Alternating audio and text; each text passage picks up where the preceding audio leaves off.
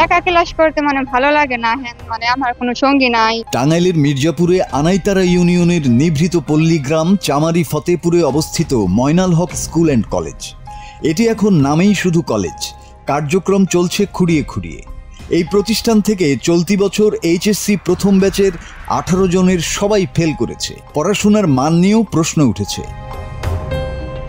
2023 সালে মির্জাপুর উপজেলার ফতেপুর ময়নাল হক উচ্চ বিদ্যালয়টি কলেজে রূপান্তরিত হলে একাদশ শ্রেণীতে পাঠদানের অনুমতি পায়। মাত্র 5,000 টাকা বেতনে 6 জন প্রভাষক নিয়োগ দেয়া হয়। বিদ্যালয় ভবনের একটি কক্ষ বরাদ্দ দেওয়া হয় কলেজ শাখার পাঠদানের জন্য। প্রথম ব্যাচে শিক্ষার্থী ভর্তি হয় 22 জন, সেখান থেকে 4 জন আবার অন্যত্র চলে যায়। ফলে 18 জন নিয়ে চলেই শিক্ষা কার্যক্রম। 1 বছর পরে 2 শিক্ষক চাকরি ছেড়ে চলে যান। ইংরেজি শিক্ষক সহ আরও গুরুত্বপূর্ণ বিষয়ের শিক্ষক ছাড়াই খুঁড়িয়ে খুঁড়িয়ে চলতে থাকে পাঠদান কার্যক্রম। কলেজ শাখায় উল্লেখযোগ্য আয় না থাকায় শিক্ষকদের বেতন দেওয়া হয় স্কুল শাখার আয় থেকে। বর্তমানে কলেজ শাখায় শিক্ষকদের 5 মাসের বেতন বকেয়া রয়েছে। দ্বিতীয় ব্যাচে 27 জন শিক্ষার্থী রয়েছে। তৃতীয় ব্যাচ অর্থাৎ চলতি বছর একাদশ শ্রেণীতে সুমনা আক্তার নামে মানবিক বিভাগে 1 জন মাত্র শিক্ষার্থী ভর্তি হয়েছে। একা ভালো না লাগায় সুমনা আক্তারও অন্যত্র চলে যেতে চাচ্ছে। কলেজটা আমাদের এলাকার, এই কারণে এলাকায় আমরা ভর্তি হয়ে দেখতেছি কোনো ছাত্রছাত্রী নাই। কলেজের প্রশাসক 3 জন। তো ক্লাস করতে একটু লাগবেই, সেকেন্ড ইয়ারের সাথে কথা ক্লাস করায় ওদের সাথে। একা ক্লাস করতে ভালো লাগে না, আমার কোনো সঙ্গী নাই। এই জায়গা থেকে চলে যাব অন্য যে কোনো কলেজে। কলেজের শিক্ষায় স্যার প্রফেসরদের দিয়ে স্কুলের ক্লাস করায়, স্যার আমাকে বুঝায়, স্যার ওই মতো আমাকে বুঝায়।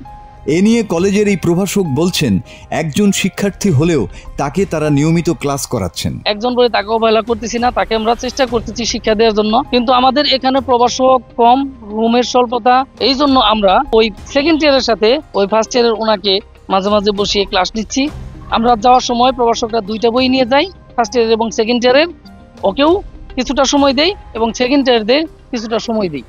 ফতেপুর ময়নাল হক স্কুল অ্যান্ড কলেজের সহকারী প্রধান শিক্ষক বলেন, ইংরেজি ও আইসিটি বিভাগের শিক্ষক পদত্যাগ করে চলে যান। একজন ইংরেজি বিভাগের শিক্ষক দরকার। মাঝে আমি ইংরেজি স্যার নেওয়ার জন্য বর্তমান কমিটি আছে তাদেরও বলেছি, আগের কমিটিকেও বলেছিলাম বা বিভিন্ন মহলে বলেছি যে আমাকে ইংরেজি টিচার দরকার, কিন্তু সর্বোপরি আমি পাই নাই। যে কারণে হয়তো ইংরেজি বিষয়টা খুব খারাপ করছে, ম্যাক্সিমাম ইংরেজিতে ফেল করছে। মাঝখানে আবার আইসিটি টিচারও চলে যায়, যে কারণে এই অবস্থা দাঁড়াইছে কলেজে।